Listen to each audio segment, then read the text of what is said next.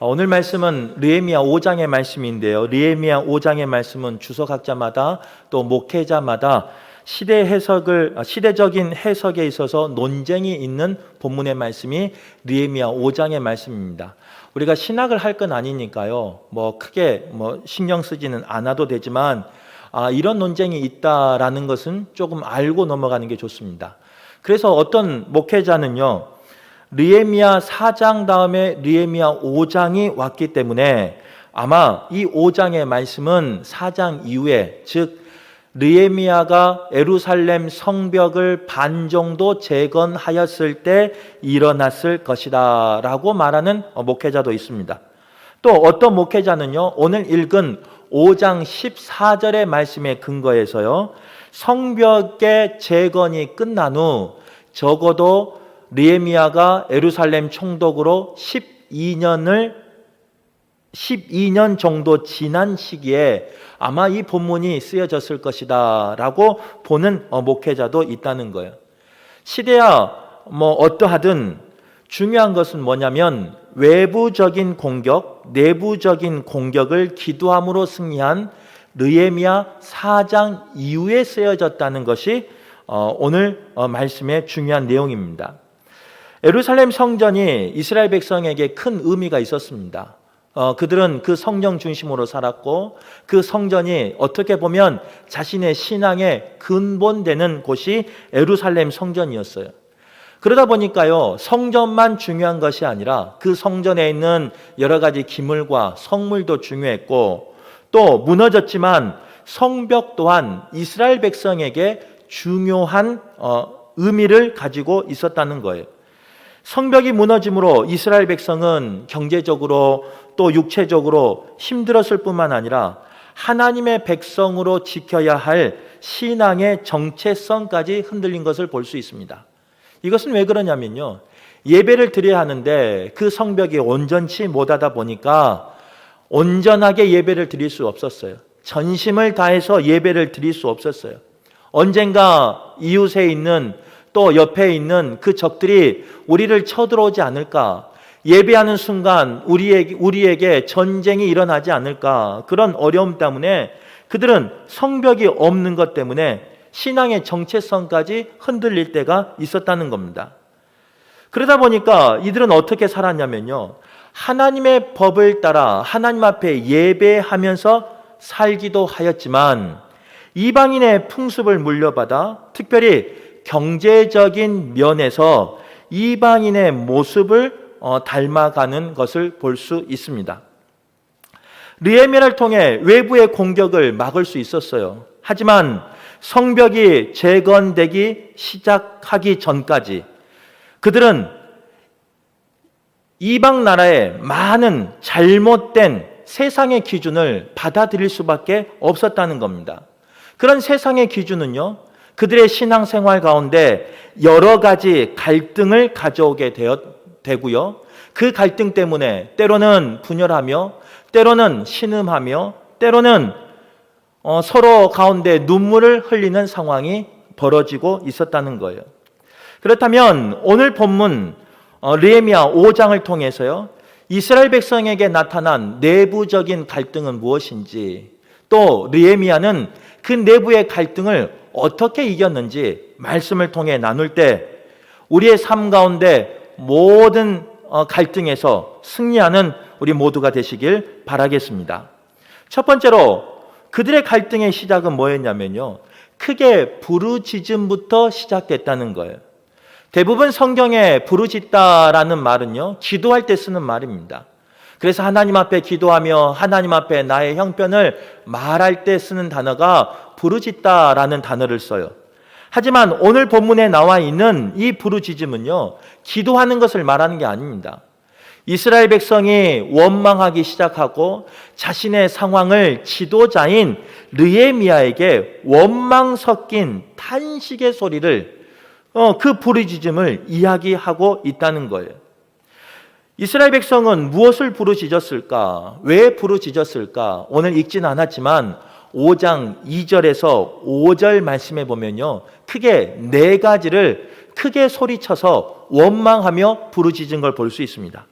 그 첫 번째는 먹고 살 식량이 없다고 소리쳤다는 거예요. 이제 시기가 어느 시기인지는 잘 모르겠지만요.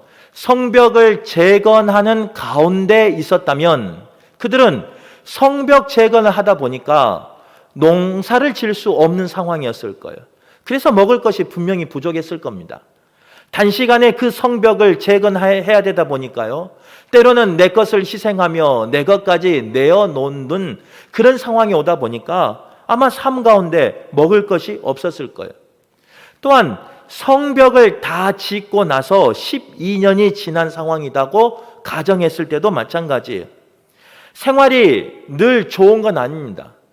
어떨 때는 그 내 삶이 올라갈 때도 있지만 내 가정에 여러 가지 형편이 기울 때도 있다는 거예요. 특별히 오늘 본문에 보면요. 그들은 흉년을 맞이했습니다. 흉년을 맞이하다 보니까 먹을 것이 없는 기근의 상황은 당연한 상황이었어요. 그러다 보니 그들은 먹을 식량이 없다고 지도자에게 한탄 섞인, 어떻게 보면 원망이 섞인 소리를 쳤다는 거예요. 두 번째 그들이 소리쳤던 건 뭐냐? 소유를 팔아야지만 곡식을 살 수 있다. 이렇게 소리쳤어요. 이제 농사를 질 수 없는 상황이기에요. 때로는 어딘가는 곡식이 있는 사람이 있었을 겁니다. 그런데 그 곡식을 얻기 위해선 나의 소유를 팔아야 된다는 거예요. 부모에게로부터 물려받은 것, 아니면 내가 그동안 열심히 생활해서 모아두었던 그 소유를 팔아야지만 곡식을 얻을 수 있기에 그들은 원망 섞인 말로 소리쳤다는 거예요. 또한 그들이 소리쳤던 이유, 세 번째 이유는요. 세금을 내야 되는데 세금 낼 돈이 없다 보니까요. 자신의 것을 저당 잡히거나 아니면 빚을 내야지만 세금을 낼 수 있는 그런 상황에 놓이게 되었습니다. 세금은 우리에게 큰 혜택이 없었죠. 그 당시에도. 그러다 보니까 그들은요. 자신의 그 저당 잡혀야 하는 빚을 내야 하는 그 신세를 한탄하면서 과도한 세금을 우리에게 물렸다고 지도자인 느헤미야에게 크게 소리쳤다는 겁니다.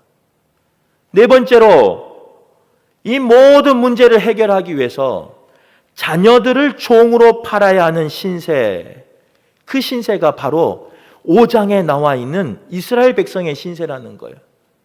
얼마나 힘들었으면요. 자녀들을 노예로 팔았겠습니까?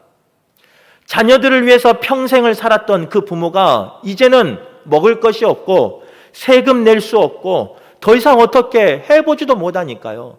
그 자녀들을 노예로 팔아야 하는 그런 신세가 되고 말았다는 거예요. 온 백성이 그렇게 살았어요. 근데 참 안타까운 것은 뭐냐? 그 민족이, 그 백성들이 그렇게 슬프고 눈물을 흘리며 자녀들까지 종으로 팔아야 하는 그런 신세에 놓여 있는 상황에도요. 그것을 이용해서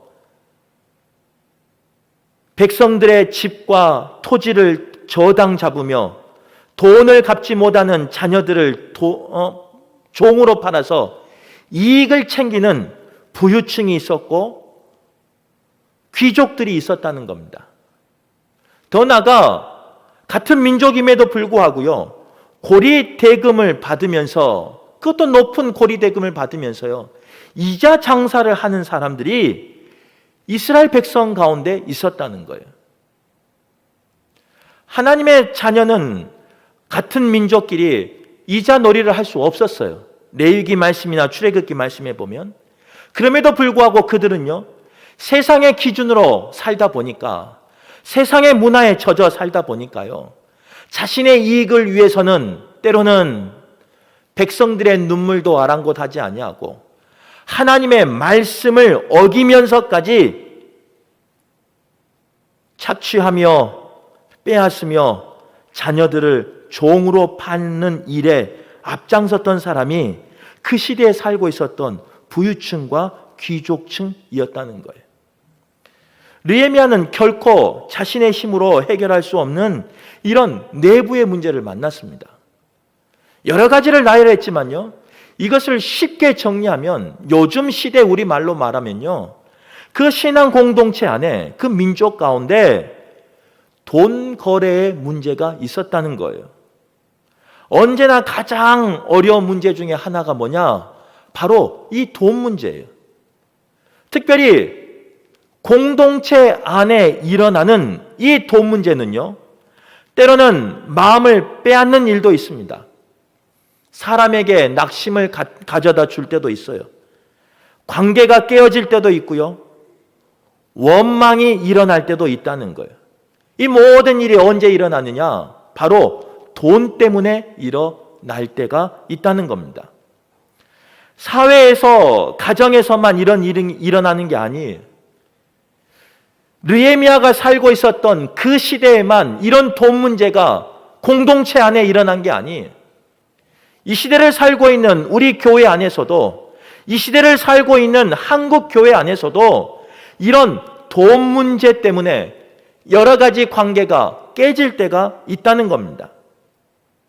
오늘 본문에 보면 가난한 자에게 높은 이자를 취하는 것이 7절에 나오고요. 8절에 보면 돈 없는 사람들은 노예로 팔아버린 그런 일이 나온다는 거예요. 이것만 해당되는 게 아닙니다.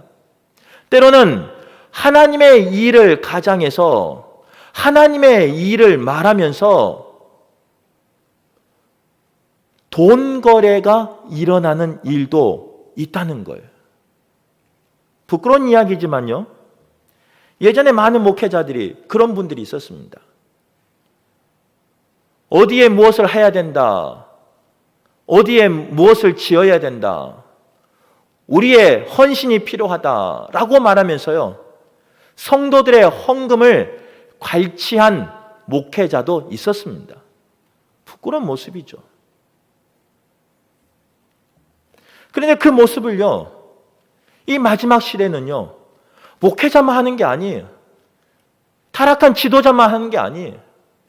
때로는 그 모습이 성도들 가운데도 일어날 때가 있다는 거예요. 목회를 하다 보면요, 이곳저곳에서 도와달라는 곳이 많이 있습니다. 이번에 항정직 수련회를 저희가 목, 금, 토 다녀왔는데요. 그 어떻게 제주도에 있는 걸 알고 제주도에 있는 목회자들이 전화가 왔어요. 도와달래요. 거기서만 도와달라는 게 아니에요. 이번에 지진한 그 해외 교회에서도요, 도와달래요. 또 여러 가지 어려움을 당한 그 선교지에서 도와달래요. 목회를 하다 보면 이런 도움의 요청을 많이 받습니다. 그런데 우리 성도님들도 분명히 명심하셔야 돼요. 이 모든 도움을 요구할 때요, 목회자는 교회 최고 그 결의인 공동의회와 당회를 통해서만 도와야 된다는 거예요. 만약 선한 마음을 가지고 시작해요, 선한 마음을 가지고 허락 없이 아니면 개인적으로 돕다 보면요, 처음은 좋아요. 그런데 마지막은 어떻게 간주하세요? 그 금액이 커지기 시작하고요, 결국에는 그 모든 것이 그곳으로 가지 않습니다. 때로는 그것 중에 대부분이 자신의 이익을 위해서, 자신의 노후를 위해서 쓰여질 때도 있다는 거예요. 우리 성도님들 질문 한번 해볼게요. 제가 만약 우리 성도님들에게 선교지에 교회 짓는다고 전화를 했어요. 얼마를 헌금하라 그랬어요. 저에게 줘야 될까요? 안 줘야 될까요? 갑자기 좀 막막하죠. 목사님이 달라는데 안 줄 수도 없고, 매번 부탁한 것도 아닌데 안 줄 수도 없고. 오늘 말씀을 기억하세요. 만약 제가 당회 허락 없이 우리 성도들에게 개인적으로 도와달라고, 주의 일을 말하면서 도와달라고 말한다면요, 단호하게 거절하셔야 돼요. 처음은 좋은 의도로 시작합니다. 그러나 그 마지막은 절대로 좋을 수가 없어요. 교회 모르게 하는 모든 일은 좋은 결과가 나올 수가 없어요. 목회자인 저도 마찬가지예요. 아무리 많은 곳에서 도와달라고 해도요, 교회 이름으로 돕지 않는 것은요, 처음은 좋지만 마지막은 좋을 수가 없어요. 이 모든 문제가 교회 안에서 일어나는 갈등일 수 있다는 겁니다. 물론 오늘 본문의 말씀은 그런 선교의 이런 아니면 주의 일의 문제는 아니에요. 하지만 그 갈등이 얼마나 심했으면요, 오늘 본문 1절에 보면 여성들이, 아내들이 함께 부르짖었다 이렇게 말하고 있어요. 갈등이 얼마나 심한지를 보여주고 있다는 거예요. 우리 삶 가운데 이런 갈등이 일어나지 않기를 간절히 바랍니다. 특별히 경제적인 문제 때문에, 돈 문제 때문에 교우들 간에, 교회 안에 이런 문제가 일어나지 않기를 간절히 바라겠습니다. 두 번째로요, 이런 문제가 있다고 오늘 본문 5절에 보면 느헤미야는 들었어요. 그리고 알았어요. 그 느헤미야가 어떻게 이 문제를 해결하느냐, 오늘 본문에 읽어보면 그 해결하는 방법이 나옵니다. 느헤미야는 오늘 본문에 보면 그 이야기를 듣고요, 뭐라고 말하느냐면요, 내가 백성의 부르짖음과 이런 말을 듣고 크게 노하였으나, 이 상황을 듣고 노했대요. 화가 났대요. 화가 날 만하죠. 신앙을 거룩하게 살려고, 하나님의 그 성전을 지키려고 성벽을 짓고 재건하고 신앙을 회복하려고 노력하고 있는데, 세상의 부유층이 가진 사람들이 뭘 하고 있냐면요, 사랑하는 내 자녀들을 노예로 팔고 있어요. 하나님 주신 그 은혜로 이자놀이 하고 있어요. 그것도 내 사랑하는 백성들을, 하나님의 자녀들을 대상으로 그런 일을 하고 있다는 거예요. 그 말을 들으니까 지도자인 느헤미야가 얼마나 화가 났겠습니까? 아마 저 같으면 울그락불그락 했을 겁니다. 그런데 느헤미야는 이 상황을 어떻게 해결하냐면요, 오늘 7절의 말씀이에요. 읽진 않았어요. 뭐라고 말하고 있느냐? 깊이 생각하고, 화가 나고 분노하고 감정이 치밀어 오를 때, 도저히 공동체 안에 이런 일이 생겨서는 안 되는 일이 생겨났을 때 느헤미야는 그것을 어떻게 해결하냐면요, 깊이 생각하였다 이렇게 말하고 있어요. 오늘 본문에 깊이 생각하고 라는 이 히브리어 말은요, 말락이라는 단어를 쓰고 있습니다. 이 말락의 단어의 원어의 뜻은요, 다양한 정보 혹은 의견을 모으고 또 주변의 조언을 들으면서 문제를 신중하게 파악한다는 그런 의미를 가지고 있어요.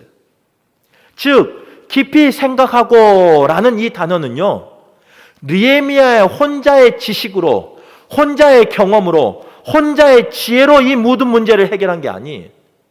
주위의 많은 사람들과 의견을 모았어요. 그리고 주위의 많은 사람들의 조언을 들었어요. 그리고 분석하고 상황을 판단하고 신중하게 그것을 평가하며 문제를 해결하는 것을 볼 수 있습니다. 감정을 드러내는 것이 아니라, 자신의 그 분노의 감정을 드러내는 것이 아니라요, 절제하면서 주위 사람들과 이것을 어떻게 해결하면 좋을지 의논하며 논의하며 조언을 듣고 행하였다 이렇게 말하고 있다는 거예요. 문제가 드러났을 때요, 그 문제를 도려내야 할 때가 있습니다. 아프지만 힘들지만 진통이 있겠지만 그 과정을 거쳐야 할 때가 있다는 거예요. 그게 쉬울까요? 결단코 쉬운 게 아니에요. 오늘 본문에 보면요, 이제 읽진 않았어요. 깊이 생각하고 느헤미야는 어떻게 하느냐? 7절 중반절 말씀이에요. 귀족들과 민장들을 꾸짖어. 본문에 나와 있는 귀족들과 민장들은 느헤미야의 어떻게 보면 정치적인 뒷배경입니다. 느헤미야가 예루살렘 그 성을, 예루살렘 그 지역을 총독으로 다스리기 위해서는요, 그 귀족들이, 그 민장들의 힘이 필요했을 거예요. 때로는 그 귀족들의 재력도 필요했을 거예요.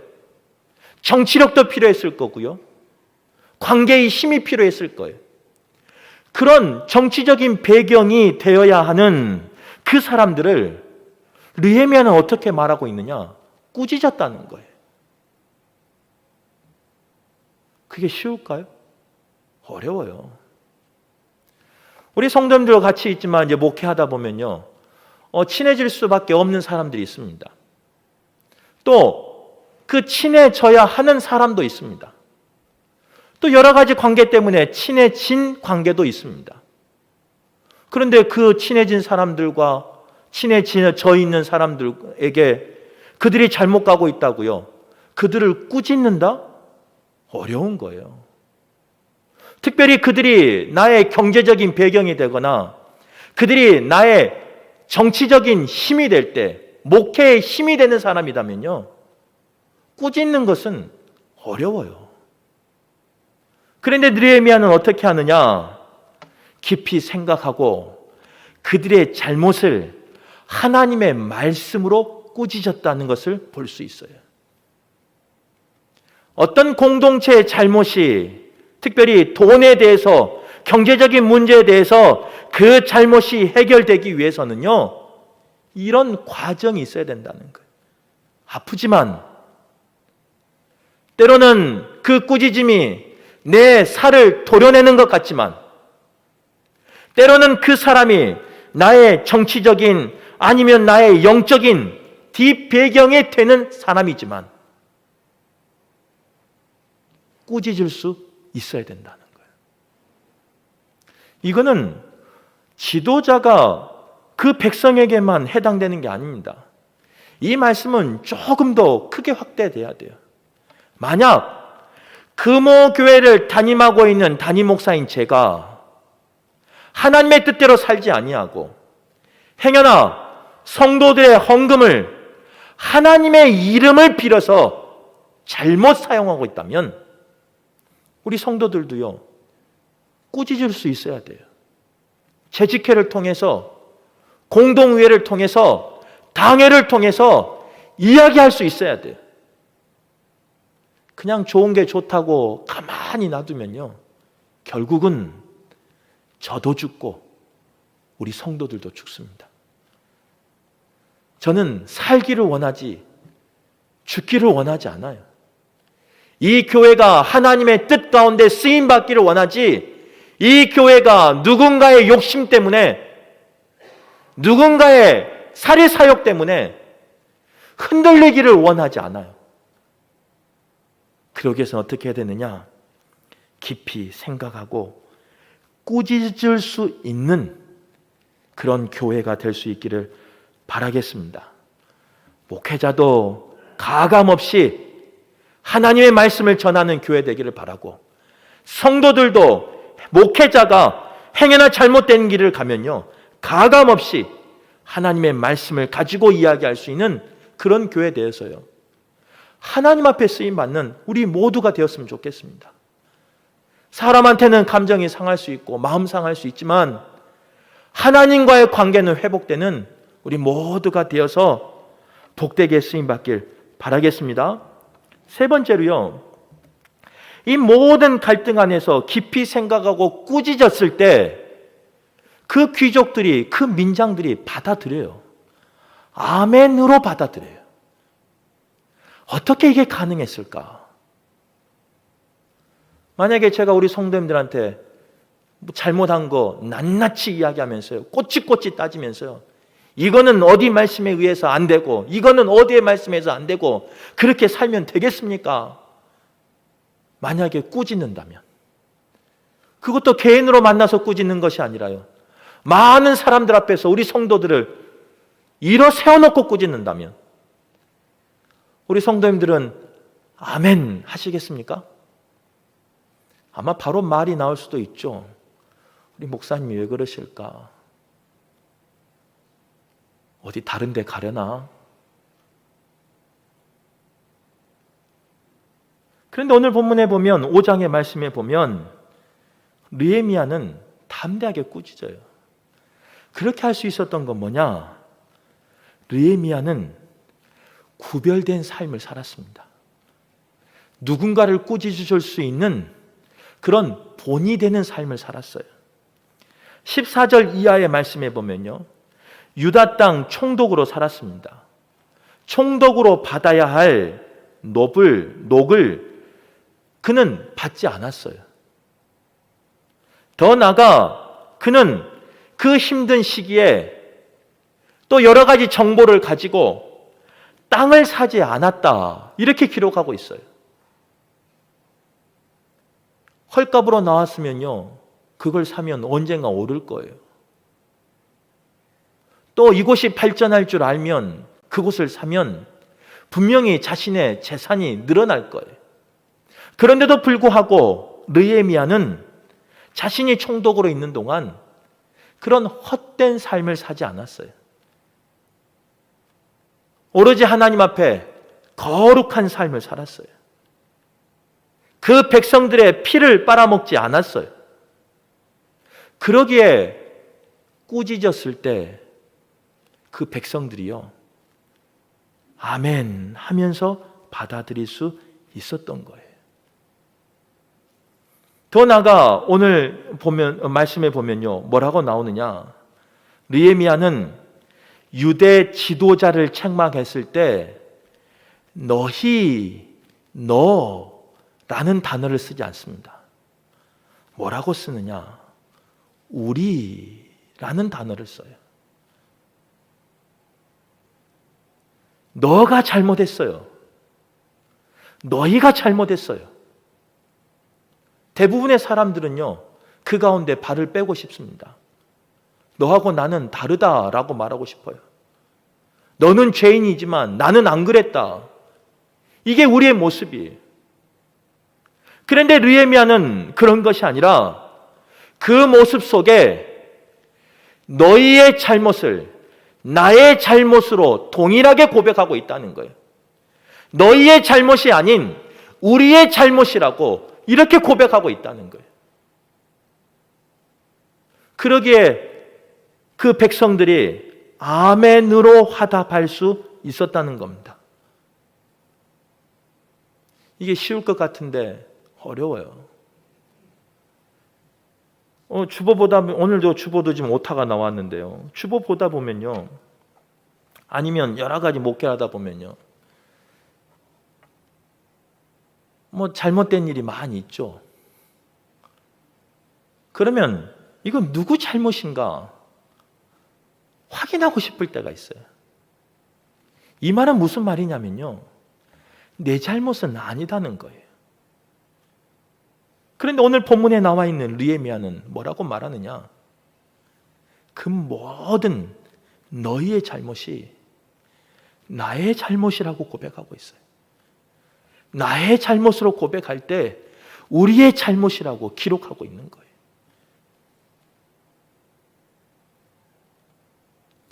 저는 우리 교회가 그런 지도자가 있는 교회 됐으면 좋겠습니다. 무슨 잘못이 나올 때 변명하며 피해가며 숨어버리는 그런 지도자가 아니라 느헤미야처럼요, 그 모든 것이 나의 잘못으로 고백할 수 있는, 그래서 우리라는 그 단어를 써서 거룩함으로 구별된 삶을 살기를 원하는 그 느헤미야와 같은 지도자가 우리 교회의 지도자 됐으면 좋겠어요. 오늘 예배하는 우리 성도들이 그런 성도가 됐으면 좋겠어요. 그냥 어떤 잘못이 나올 때 너 때문이야, 누구 때문이야, 그런 것이 아니라 그 모든 것이 우리의 잘못임을 고백하며 다시금 회복하는 우리 모두가 되시길 간절히 바라겠습니다. 말씀을 정리할게요. 오늘 5장에 보면요, 이런 내부적인 갈등이 일어나요. 그런데 그 갈등의 원인이 뭐냐? 5장 1절에 나와요. 5장 1절 하반절에 보면요, 이렇게 고백합니다. 그들의 형제인 유다 사람을 원망하는데, 이 모든 갈등의 원인은 어디서 나오느냐? 형제인 유다 사람을 원망하는 것부터 시작했다는 거예요. 우리가 기억해야 될 게 있어요. 이스라엘 백성이 출애굽해서요, 가나안 땅에 1세대가 들어가지 못합니다. 하나님은 그 가나안 땅을 준비하시고 예비하시고 이스라엘 백성에게 허락했어요. 그래서 모세를 통해서 출애굽시켜서 그 가나안 땅의 축복을, 젖과 꿀이 흐르는 그 땅을 이스라엘 백성에게 주기를 원했어요. 그런데 그들이 다 그 땅에 가지 못해요. 2명만 빼고. 왜 그들이 다 그 광야에서 죽어나갔느냐? 원망 때문이에요. 원망하다 그들은 다 죽었어요. 니 탓, 내 탓 하다가 그들은 그 광야에서 다 죽어나갔어요. 우리의 삶이 원망의 삶이 아닌, 때로는 갈등이 있고 힘든 상황일지라도 이 모든 것이 우리의 잘못이라고 고백하여 회개하여 돌이켜서 망하는 백성이 아니라 살아나는 우리 모두가 되길 간절히 바라겠습니다.